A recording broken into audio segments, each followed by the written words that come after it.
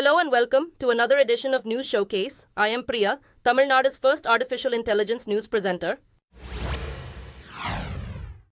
Voting was held today in the third phase of India's general election in 93 constituencies across 10 states. Prime Minister Narendra Modi was among several key politicians who took part in Tuesday's vote.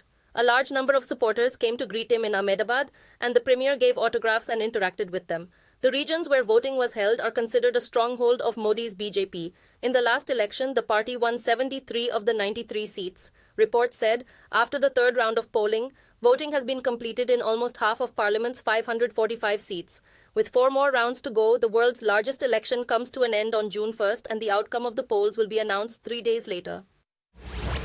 भाई गर्मी में आप लोग दिन रात दौड़ कर रहे हैं, तो आप अपने स्वास्थ्य की भी चिंता कीजिए। और क्योंकि चुनाव के दिनों में पत्रकार साथियों को दिन रात दौड़ना पड़ता है, और आज मीडिया की कंपटीशन भी इतनी है कि आपको समय से आगे दौड़ना पड़ता है। मैं तो यही प्रार्थना करूंगा आप सब पुराने साथियों को कि अपने स्वास्थ्य का जरूर ध्यान रखें, और मैं हमेशा कहता हूं कि पानी बहुत पीना चाहिए। जितना ज्यादा पानी पिएंगे तो आपको बहुत स्वास्थ्य के लिए भी ठीक रहेगा और एनर्जी भी मेंटेन रहती है।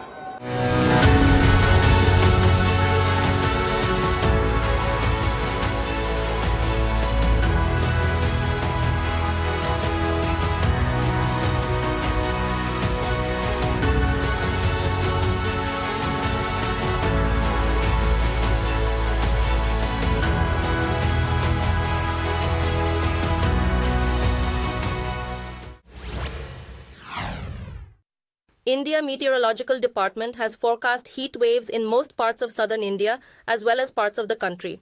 In its daily weather updates, it said interior parts of Tamil Nadu, Karnataka and Telangana will be swept by heat waves with temperatures surging to 40 degrees.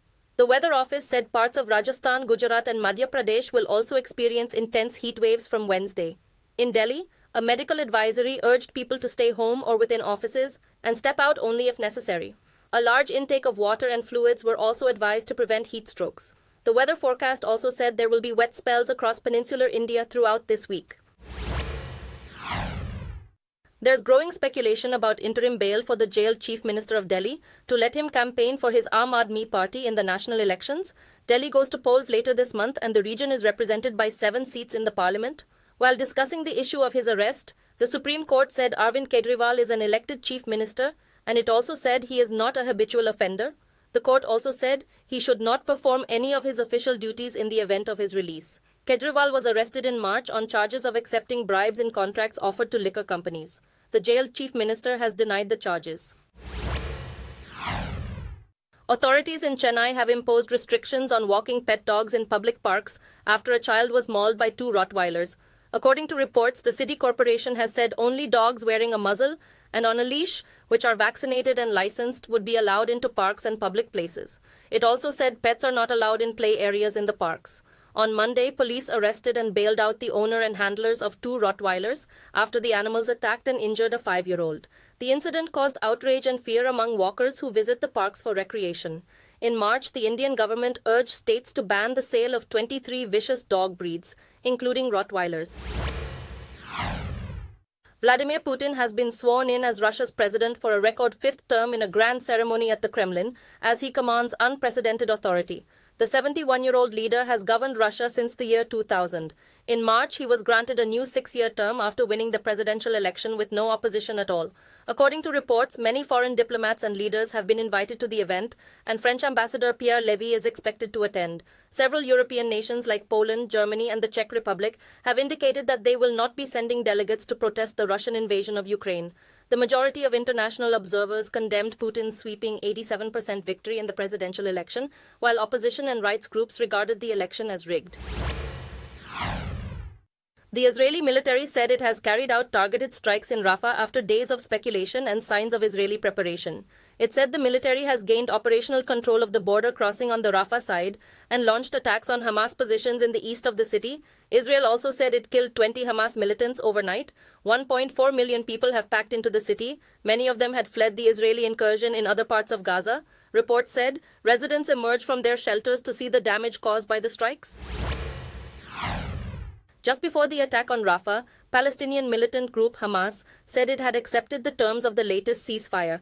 But Israel's Prime Minister Benjamin Netanyahu said the terms do not meet the basic requirements, but talks will still go forward. Under the terms, 50 Palestinian detainees in Israeli jails, some of whom are serving life sentences, will be swapped for female Israeli soldiers held hostage by Hamas. Israel would also start demolishing its military installations in Gaza, and displaced Palestinians would be permitted to go back to the north. Israel will also end its blockade of the enclave, which it imposed 8 months ago after Hamas stormed Israel and seized hostages and killed about 1,000 Israelis. China's President Xi Jinping has spoken of a new era in the relationship with France as he begins his first trip to Europe in 5 years. She will be looking to prevent a trade war with Europe over concerns that China's cheap electric cars could flood the European market. China is also facing accusations by the West of assisting Russian President Vladimir Putin in his war effort in Ukraine by providing him weapons and military technology. During the visit to France, he will meet President Emmanuel Macron and Ursula von der Leyen, the President of the European Commission. He is scheduled to visit Serbia and Hungary later this week. Both countries are Moscow's allies and have been courting Chinese investment. U.S. space agency NASA said Boeing's first crewed spaceflight was cancelled for a safety check just 2 hours before takeoff. A possible problem with an oxygen relief valve led to the decision to stop, but astronauts Butch Wilmore and Sunita Williams were already in place in the Starliner capsule. The spacecraft was scheduled to launch from Florida's Cape Canaveral and travel to the International Space Station. Boeing stated in a social media post that a fresh attempt at launch might happen as soon as Friday. Delays in the spacecraft's development have already caused the mission to be postponed for a number of years. After SpaceX, Boeing aims to be the second private company to be able to provide personnel transport to and from the ISS. The U.S. has launched a fresh investigation into the troubled aircraft maker Boeing after it admitted to aviation regulators that it may not have thoroughly tested its 787 Dreamliners. The Federal Aviation Administration declared that it would investigate the possibility of record faking by employees. It stated that Boeing was re-examining every 787 aircraft that was still being produced. It also stated that Boeing will be compelled to create an action plan in order to resolve issues with aircraft that are currently in use. Boeing has not commented on the development. This is the most recent issue that Boeing has faced since an emergency exit door blew off a brand new 737 MAX 9 airliner shortly after takeoff in January, drawing attention to the company's manufacturing and safety procedures. During his hush money trial in New York, former U.S. President Donald Trump was found in contempt of court for the 10th time for breaking a gag order. Judge Juan Merchan gave Trump his strongest warning to date, stating that more infractions could result in jail time. Last Thursday, prosecutors declared that they were not yet seeking jail time for the violations. This is the trial's second gag order decision. The judge stated that it didn't seem that earlier penalties had not had any effect on the defendant. Trump has entered a not guilty plea in response to 34 charges of fabricating business documents to mask a payment made to an adult film star in order to cover up an alleged sexual encounter. At least 500 people were taken ill and sent to hospital after eating sandwiches served at a shop in southern Vietnam. 12 of them are very ill, 2 of them boys between the ages of 6 and 7. The bakery in the province of Dong Nai has been temporarily closed. It is thought that the present heat wave sweeping the region may have spoiled the sandwiches. Reports said upon preliminary examination, the bakery was found to be non-compliant with food safety regulations. A local news outlet said the sandwiches have been taken to a lab for further testing, and police have opened an investigation.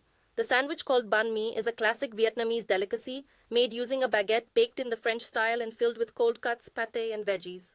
Thank you for watching. I am Priya, Tamil Nadu's first artificial intelligence news presenter. Do tune in, same time tomorrow, for a roundup of the latest news and updates in India and around the world.